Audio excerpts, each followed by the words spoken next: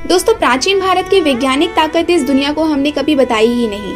इस लेख में भारत के उन महान वैज्ञानिकों के बारे में विस्तार से समझिए जिन्होंने भारत को बहुत पहले ही विश्व गुरु बना दिया था। आधुनिकता और विज्ञान के बारे में जब भी बात की जाती है तो कुछ बुद्धिजीवी कहते हैं कि ये सब पश्चिमी देशों की देन है, परंतु इन लोगों ने भारत के प्राचीन वैज्ञानिकों के बारे में अगर पढ़ लिया होता तो वो ऐसी बातें कभी नहीं करते, क्योंकि पश्चिमी के वैज्ञानिकों को जब ठीक से चलना नहीं आता था तब भारत के वैज्ञानिकों ने गणित, चिकित्सा, खगोल विज्ञान, योग इत्यादि क्षेत्रों में बहुत ही उच्च कोटि का काम कर दिया था, परंतु कम प्रचार प्रसार के कारण उन्हें तब उतनी सिद्धि नहीं मिल पाई जितनी उन्हें मिलनी चाहिए थी। दोस्तों, आज हम भारत के कुछ ऐसे वैज्ञानिकों के बारे में बात करने जा रहे हैं जिन्होंने पूरे विश्व को कई बड़े सिद्धांत और ज्ञान देकर मानव विकास के क्रम में अपना महत्वपूर्ण योगदान दिया है। भारत के प्राचीन वैज्ञानिकों की इस लिस्ट में सबसे पहला नाम आता है बौधायन का। ये प्राचीन काल के एक गणितज्ञ थे जिन्होंने पूरी दुनिया को पाई का मान दिया था, जिसकी सहायता से किसी भी गोले मतलब कि सर्कल का पूरा एरिया निकाला जा सकता है।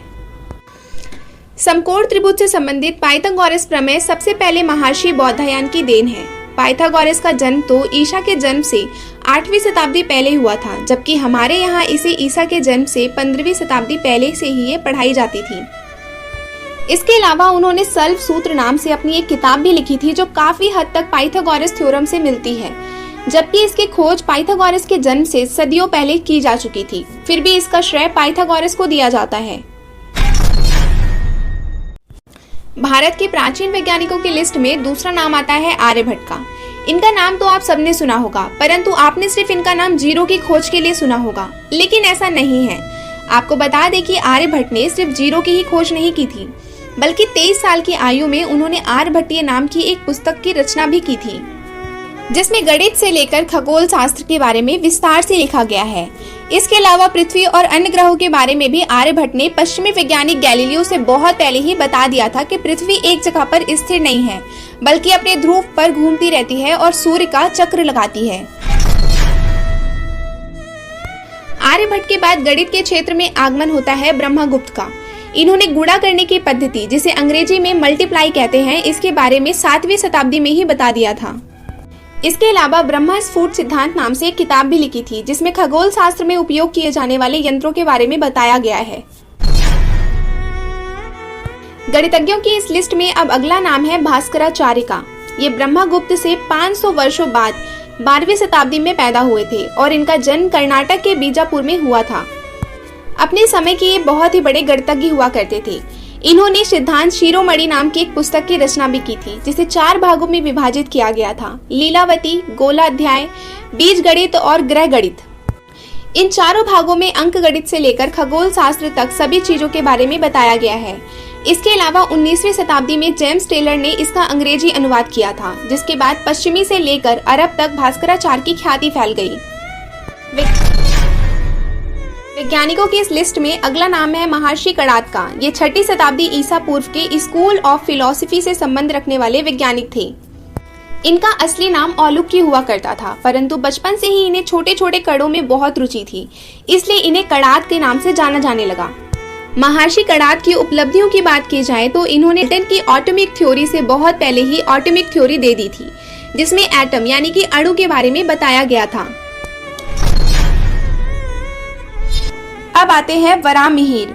आसान भाषा में कहा जाए तो ये एक ऑलराउंडर थे, क्योंकि इन्होंने भूगर्भ विज्ञान, इकोलॉजी और ज्योतिष विज्ञान के बारे में अपने समय में बहुत अच्छा काम किया था। पारिस्थितिकी तंत्र में खोज करने के दौरान इन्होंने 6 जानवरों और 30 ऐसे पौधों के बारे में बताया था, जिसके द्वारा धरती के नीचे जल स्तर का पता लगाया जा सकता है। इसके अलावा वराहमिहिर ने बृहद संहिता किताब की रचना भी की थी, जिसमें उन्होंने भूकंप के बारे में पता लगाने वाली चीजों के बारे में लिखा था।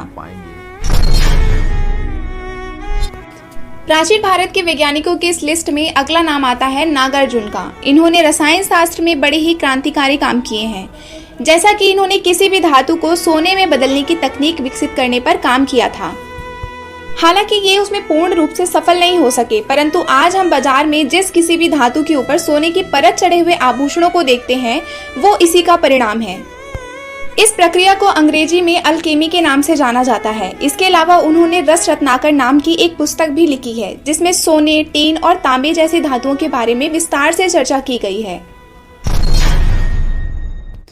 जब हम मेडिकल साइंस की बात करते हैं तो इस क्षेत्र में महर्षि चरक का नाम सबसे पहले आता है। इनके बारे में बात की जाए तो ये अपने समय के जाने माने आयुर्वेदाचार्य हुआ करते थे और कनिष्क के राजवैद्य भी हुआ करते थे। इन्होंने चरक संहिता नाम की एक पुस्तक की रचना भी की थी, जिसमें आयुर्वेद के बारे में लिखा गया था। दोस्तों, जब हम प्लास्टिक सर्जरी के बारे में बात करते हैं तो हम में से बहुत सारे लोगों को ऐसा लगता है कि शायद ये किसी बड़ी कंट्री की देन होगी, लेकिन ऐसा नहीं है। प्लास्टिक सर्जरी की शुरुआत हमारे प्राचीन भारत में हुई थी। प्लास्टिक सर्जरी की शुरुआत भारत में सुश्रुत द्वारा हुई थी। इन्हें फादर ऑफ सर्जरी भी कहा जाता है। ये अपने समय के एक बड़े सर्जन हुआ करते थे और आज के प्लास्टिक सर्जरी से मिलती हुई सर्जरी की बात इन्होंने ही की है। इसके अलावा इन्होंने सुश्रुत संहिता नाम की पुस्तक की रचना की थी, जिसमें 1000 बीमारियों और 700 मेडिसिन पौधों के बारे में लिखा गया है।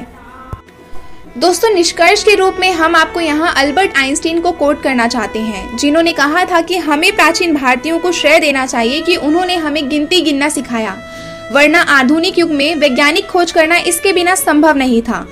इसका सीधा सा अर्थ है कि जो लोग ये सोचते हैं कि भारत ने विज्ञान के क्षेत्र में कुछ नहीं किया, सब कुछ पश्चिमी द्वारा ही किया गया है, उन्हें अल्बर्ट आइंस्टीन का ये कोट याद रखना चाहिए। आई होप दोस्तों आपको ये वीडियो अच्छा लगा होगा। वीडियो अच्छा लगा तो वीडियो को लाइक कर दीजिए, चैनल को सब्सक्राइब कर लीजिए इसी तरह की और भी इंटरेस्टिंग वीडियोस के लिए, और कमेंट करके हमें ज़रूर बताइए कि आपको वीडियो कैसी लगी, और गर्व से कहिए हम भारतीय हैं। Thank you.